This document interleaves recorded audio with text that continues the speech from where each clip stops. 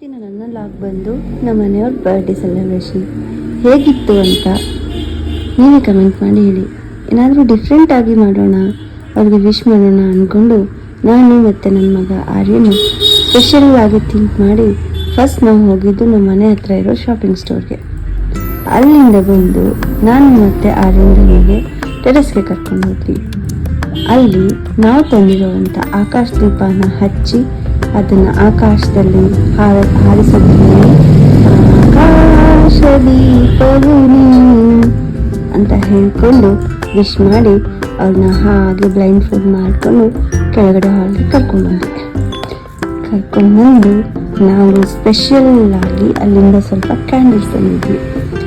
ಅದು ಎಲ್ಲ ಒಂದೊಂಥರ ರೆಡ್ ಕಲರಲ್ಲಿ ಮತ್ತು ವಾಟರ್ ಮಿಲ್ಕಲ್ಲಿ ಆಡುವಂಥ ಕ್ಯಾಂಡಲ್ಸು ಮತ್ತು ರೌಂಡು ಸ್ಕ್ವಾಯರು, ಆಮೇಲೆ ಅಮ್ಮಾಸ್ ಪೇಸ್ಟ್ರೀಸಿಂದ ಒಂದು ಕೇಕು ಎಲ್ಲ ತಂದು ನಾವೆಲ್ಲ ಡೆಕೋರೇಟ್ ಮಾಡಿ ಇಟ್ಟಿದ್ವಿ.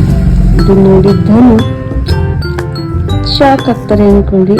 ಅದು ಅವ್ರಿಗೆ ಆಲ್ರೆಡಿ ಅಲ್ಪ ಸ್ವಲ್ಪ ನಾವು ಮಾಡ್ತಾ ಇರೋದು ಗೊತ್ತಾಗಿರೋದ್ರಿಂದ ಚೆನ್ನಾಗಿದೆ ಅಂತ ಹೇಳಿದರು.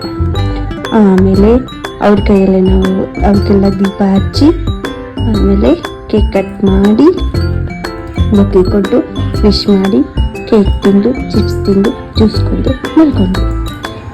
ಜ್ಯೂಸ್ ತಿಂದು ನೂರಾರು ಕಾಲ ಸುಖವಾಗಿ ಬಾಳು ಅಂತ ಹೇಳಿ ಮಲ್ಕೊಂಡ್ವಿ.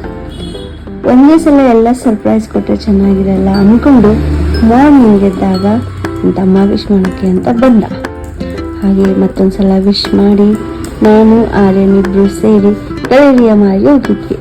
ಅಲ್ಲಿ ನಾವಿಬ್ರು ತಗೊಂಡಿರುವಂಥ ಅವ್ರಿಗೆ ಇಷ್ಟವಾದಂತಹ ಒಂದು ಆಂಗ್ಲೋ ಕ್ಯಾಶೋ ವಾಚ್ನ ಗಿಫ್ಟ್ ಮಾಡಿ, ಆಮೇಲೆ ತಮ್ಮ ತಂದಿರೋ ವಾಚ್ನ ಗಿಫ್ಟ್ ಮಾಡಿ, ಇನ್ನೊಂದ್ಸಲ ಕೇಕ್ ಕಟ್ ಮಾಡಿ ಸೆಲೆಬ್ರೇಷನ್ ಮಾಡಿ ಟೆಂಪಲ್ಗೆ ಹೋಗೋಣ ಅಂತ ರೆಡಿ ಆಗೋಕ್ಕೆ ಹೋದ್ವಿ. ಇದು ಇವತ್ತಿನ ನನ್ನ ಲಾಗ್. ಥ್ಯಾಂಕ್ ಯು, ಬಾಯ್. ಹೇಗಿತ್ತು ಅಂತ ಕಮೆಂಟ್ ಮಾಡಿ, ಸಬ್ಸ್ಕ್ರೈಬ್.